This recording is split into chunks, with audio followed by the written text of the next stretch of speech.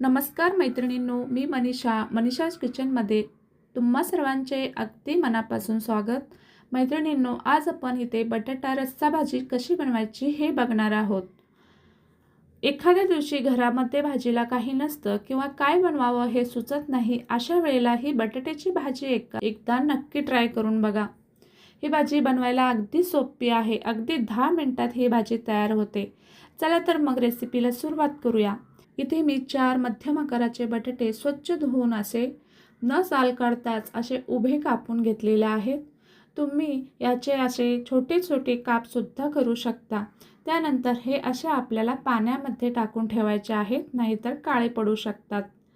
त्यासाठी इथे मी एक कांदा असा बारीक चिरून घेतलेला आहे, एक टोमॅटो घेतलेला आहे बारीक चिरून, 2 चमचे शेंगदाण्याचा कूट घेतलेला आहे, थोडंसं आलं लसूण असं ठेचून घेतलेला आहे, थोडासा कढीपत्ता आणि कोथिंबीर घेतलेली आहे। आता गॅसवरती कढई गरम करत ठेवलेली आहे। त्यामध्ये तुम्ही तुमच्या आवडीनुसार तेल कमी जास्त घेऊ शकता। फोडणीसाठी इथे 1 छोटा चमचा मोहरी, 1 छोटा चमचा जिरं आणि कढीपत्ता घालून फोडणी तयार केलेली आहे। त्यानंतर बारीक चिरलेला कांदा घातलेला आहे। लक्षात ठेवा, या भाजीला आपण कोणतंही वाटण वापरणार नाही आहोत। त्यासाठी कांदा टोमॅटो आपल्याला असं बारीक कापून घ्यायचा आहे। कांदा गुलाबी होईपर्यंत भाजल्यानंतर आलं लसूण घालून घ्यायचं आहे। आलं लसूण 2 मिनिटं आपल्याला परतून घ्यायचं आहे, त्याचा कच्चेपणा दूर होईपर्यंत। त्यानंतर यामध्ये अर्धा चमचा हळद, 1 छोटा चमचा लाल तिखट, 1 छोटा चमचा धना जिरा पावडर आणि जो कोणता मसाला तुम्ही तुमच्या घरामध्ये वापरत असाल तो चवीनुसार किंवा आवडीनुसार घालायचा आहे। सर्व मसाले असे एकजीव होईपर्यंत आपल्याला हे परतवून घ्यायचं आहे। त्यानंतर इथे टोमॅटो घातलेला आहे आणि त्यानंतर चवीनुसार मीठ घालायचं आणि असं परतवून घ्यायचं।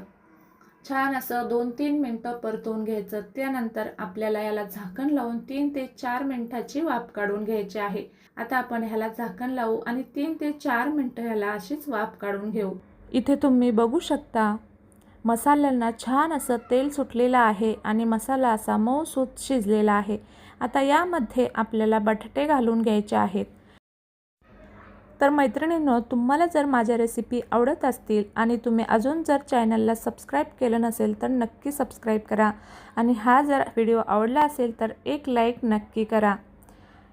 इथे तुम्ही बघू शकता बटाटे घालून असा आपल्याला पूर्णपणे बटाट्याला मसाले कोट होईपर्यंत असं परतवून घ्यायचं आहे।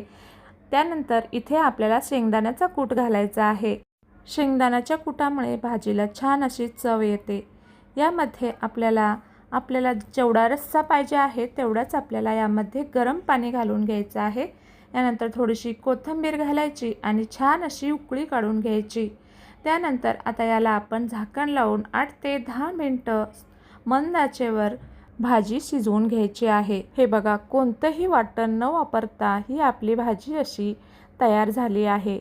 ही भाजी तुम्ही चपातीबरोबर, भाकरीबरोबर, भाताबरोबर कशासोबत सुद्धा खाऊ शकता। खूप छान लागते। नक्की एकदा ट्राय करून बघा आणि ही रेसिपी आवडली असेल तर रेसिपीला लाईक करा। चला तर मग मैत्रिणींनो, भेटूया अशाच एका छानशा व्हिडिओसोबत। तोपर्यंत धन्यवाद।